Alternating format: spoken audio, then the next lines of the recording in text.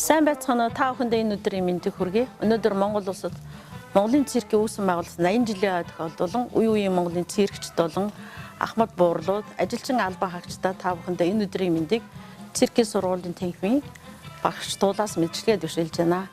Ахмад багш нарын тухай ярихад бол манай циркийг үндэслэн байгуулагч Арнаа Азрогон багш, Нацгийн багш дээрээс залгамж халаа болсон үе үе маш олон багш нарыг төрж гарсан. Энэ олон багш нарын ач хавьяанд бид нар өнөөдөр бол Монголын циркийн төв хүндэх циркийн сургуулиуд маш их амжилттайгаар явж байгаа. Яагаад гэвэл энэ олон багш нарын ач хавьяагаар олон орон шавнар төрүүлсэн дээр нь маш олон орны тэмцээн уралдаанд явсан. Дэлхийд бол манай Монголын циркийн сургуулийг төгссөн жүжигчид бол нэр алдраа маш өндөр цорайтуулж явсан. Миний багш байгаа одоо циркийн сургууль маш олон жил ажилласан Цэцгээ гэж хүн байгаа. Энэ багшийг өнөөдөр дурсахгүй ахын аргагүй. Өнөөдөр Цэцгээ багшийн моёнд бол маш олон жонглерчуд гарсан. Тэгээ энэ багш маань хэрвээ өнөөдөр байсан бол энэ түүхт ойнд нэлээд их сэтгэл хангалуун байх байсан болов гэж бодож байна.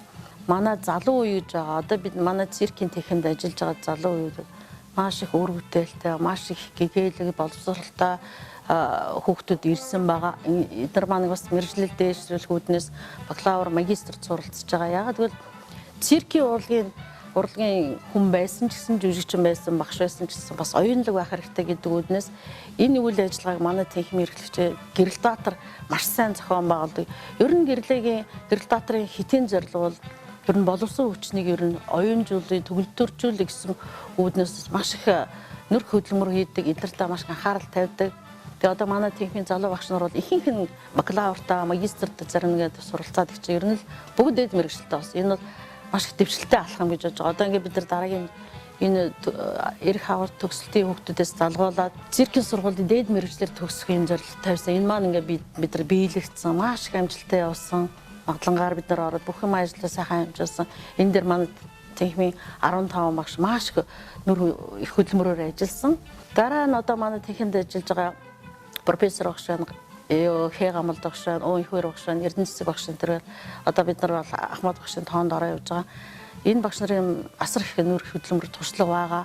Одоо өнөөдөр Гамбалдын багшийн хүүхдүүд их чинь 21 төсөлтөө хүүхдүүд олон улсын тэмцээн оролдоод их амжилттай сайн явж ирж байна. Ер нь дэлхийд одоо би бол хэлэн топ 10 гэж боддог. Буюу циркийн техник төгссөн хүүхдүүд дэлхийн том ингээд уралдаан тэмцээнд маш амжилттай сайн оролцдог. Дандаа л тэргүүн байр, дэд байр, гран приг авдаг. Энэ бол манай техникийн маш их нөр хөлмөрлсөн үр дүн гэж боддог. Цаашдаа бидний хитгэн зорилго бол энэ сайхан ингээд түүх болсон, энэ сайхан Монголд ганц сайхан урлаг болсон энэ циркийн өшөө бүр хөгжүүлнэ. Бидний хувьд бол маш их ажил хийж байгаа. Энэ их ажлын хажууд бид нар юу хэрэгтэй вэ? Мэдээж циркэд орон зай хэрэгтэй. Циркийн сургууль хэрэгтэй. Энийг л өстой бий болоосоо бүтээсэ гэдгийг маш их өсөн мөрөддөг. Энийг бол төр засагтаач бид нар уламжилж хэлдэг. Ер нь л манай сургуулийг төгссөн хүүхдүүд бол ер нь бүгд ажлын байраар хангагддаг. Яагаад гэвэл мэргэжлээ боловсон хүчнийг энэ олон сайхан залуу шижгэнсэн багш нар их гар бие нийлж ажилдаг, гар хүч нийлж ажилдаг. Сэтгэлээс бид нар залуу багш нараас бид нар бас ингээд харилцан ярилцдаг.